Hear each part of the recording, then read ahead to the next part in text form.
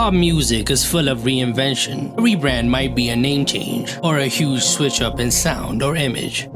In this video, we'll look at 8 of the most successful rebrands in pop music.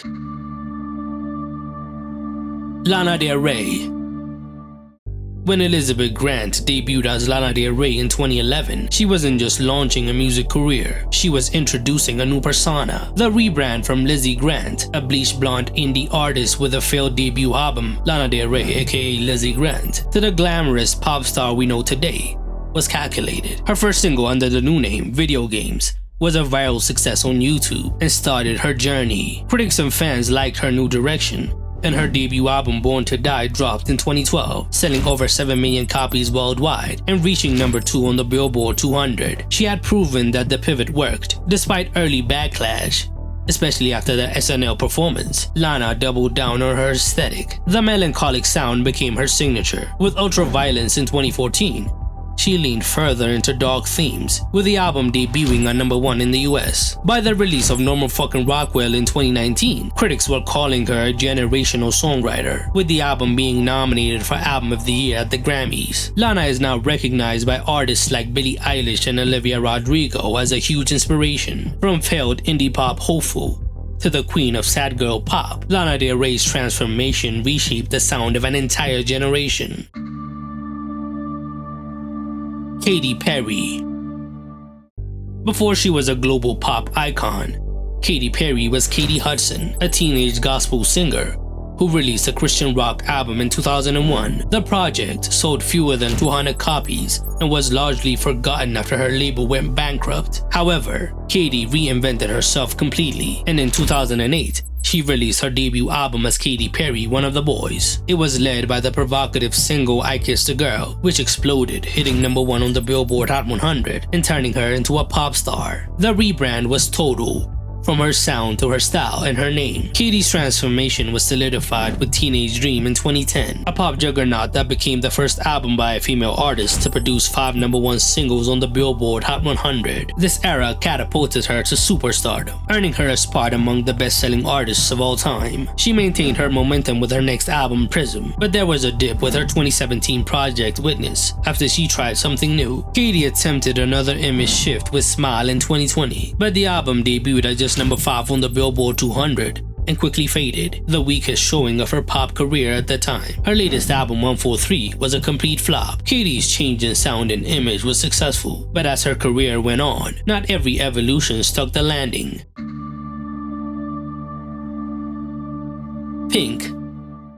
Pink's transformation is one of the most dramatic and ultimately successful in modern pop. Her 2000 debut album Can't Take Me Home introduced her as an R&B pop artist in the mold of TNC and Destiny's Child, featuring hits like There You Go and Most Girls. Produced largely by R&B legends like Babyface and L.A. Reid, the album did decent, selling over 2 million copies in the US, but behind the scenes, Pink was frustrated. The sound wasn't truly hers. It was manufactured by the label. She wanted control over her music, and with her second album, she got it. Misunderstood in 2001 marked a radical break. She reinvented herself as a pop rock artist, and the gamble paid off, and the album sold 13 million copies worldwide and spawned massive hits like Get the Party Started and Just Like a Pill. Pink had not only found her voice, she flipped the entire perception of who she was. She doubled down with Try This and I'm Not Dead, delivering rock anthems that positioned her as one of pop's most rebellious artists. What makes Pink's rebrand so remarkable is that it stuck. She never looked back. While other artists ride trends,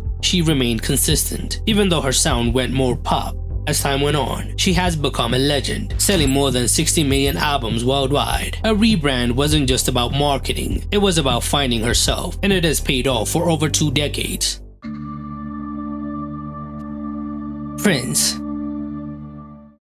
Prince's rebrand wasn't just unexpected, it was disruptive. In 1993, at the height of his fame, he changed his name to an unpronounceable symbol, a blend of the male and female signs. This was a rebellion against his label Warner Brothers, who were controlling his music. As a protest, he wrote the word slave on his cheek and refused to answer to Prince publicly, instead being called the artist formerly known as Prince. At the time, it was an early example of an artist taking control of their intellectual property. Despite the controversy, Prince's output didn't slow down. Albums like Come in 1994 The Gold Experience in 1995 and Emancipation in 1996 didn't match the commercial highs of Purple Rain, but the Gold Experience still reached number 6 on the Billboard 200 and was certified gold. His 1994 single The Most Beautiful Girl in the World was a big hit globally and his only number 1 UK single, proving he could still dominate the charts even under a new name. While the sales fluctuated, the stunt forced the industry to reevaluate how labels treated their artists. It predicted modern conversations around masters, like the whole Taylor Swift Big Machine controversy. By the early 2000s, Prince reclaimed his name and legacy. When he was inducted to the Rock and Roll Hall of Fame in 2004,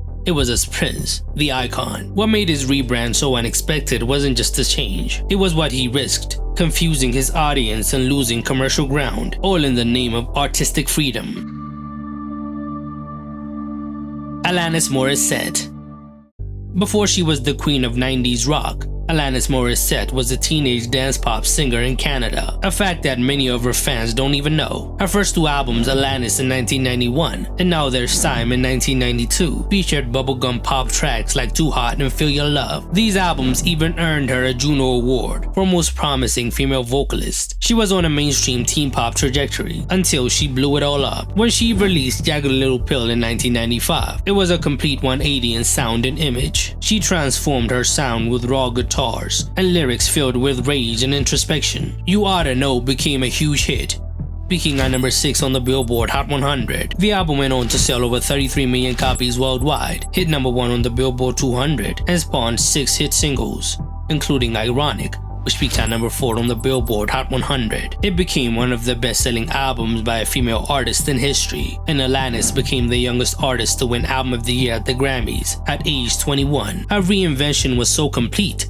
that her pop past was effectively erased in the US. Many people think Jagged Little Pill was her debut album. Few artists have ever pivoted so dramatically and succeeded. Alanis didn't just switch genres, she rewrote expectations for women in pop and rock, making it one of the most successful rebrands in music history.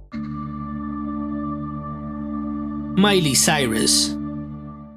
Few pop artists have shed an image more dramatically than Miley Cyrus, rising to fame as Hannah Montana, the squeaky clean Disney Channel character. She had a lot of chart success as a certified teen idol. Miley had already scored multiple top 10 hits by the time she hit 16 years old, but by 2013, she was done playing it safe. She had already tried to break out of that image with her 2010 album Can't Be Tamed, but with the release of Bangers, she completely broke out of the box, twerking on stage at the VMAs and swinging naked on a wrecking ball in one of the most viral videos of the decade. The gamble paid off. Wrecking Ball hit number 1 on the Billboard Hot 100, and Bangers debuted on number 1 on the Billboard 200. Selling 270,000 copies in its first week. She successfully rebranded, completely changing up her image and starting her new chapter. She continued taking risks, fearlessly experimenting with each album. Her willingness to reinvent herself has given her staying power. While not every era has been a commercial hit, she takes huge swings every time. What started as a wild rebellion turned into a long-time rebrand that turned Miley into a pop icon. Joji. Few rebrands in modern music have been as shocking as Joji's transformation. Before his music career, he was best known as Filthy Frank, a YouTube character who pioneered edgy meme culture in the early 2010s. With over 7 million subscribers on his now inactive channel, his legacy included viral chaos like the Harlem Shake meme. He also had surreal characters like Pink Eye, who released parody albums back in the day. No one expected the creator behind those songs to become a serious musical artist, but that's exactly what happened. Joji retired his Filthy Frank persona in late 2017, and his pivot was quick. Under his Joji moniker, he released the In Tongues EP, a lo-fi melancholic blend of R&B and alternative pop that introduced audiences to his true voice. It debuted at number 58 on the Billboard 200, a surprising achievement for someone who had just left behind a comedy act. With each release, he was being taken as a serious artist. His debut album Ballads 1 in 2018 debuted on number 3 and featured the breakout single Slow Dancing in the Dark, which has now accumulated over 1.4 billion streams on Spotify and has been certified platinum by the RIAA. By the time Nectar dropped in 2020, Joji had fully cemented himself as a bona fide artist. His 2022 single Glimpse of Us took him to another level, reaching number 8 on the Billboard Hot 100. His first top 10 single. This ballad connected deeply with listeners who don't even know his beginnings. It's rare to see someone so deeply embedded in internet history make such a huge leap into mainstream music. Garth Brooks. In 1999, Garth Brooks, the best-selling solo artist in US history at the time, launched one of the most confusing rebrands. He became Chris Gaines, a fictional Australian rock star with a tragic backstory, emo bangs, and a soul patch. The rebrand was part of a planned film titled The Lamb, in which he would star as the character, but the movie never materialized. Instead, he released the album Garth Brooks in the Life of Chris Gaines, an album meant to serve as the character's greatest hits compilation. The move baffled his loyal country fan base. Despite the confusion, the Chris Gaines project did well commercially. The lead single Lost in You peaked at number 5 on the Billboard Hot 100, becoming his only top 10 pop hit. The album debuted at number 2 on the Billboard 200 and went 2 times platinum. Critics were divided, and country radio largely rejected the project. Ultimately, the Chris Gaines experiment didn't last. The backlash was so strong that Garth Brooks retired from music just 2 years later, even though he returned in 2005.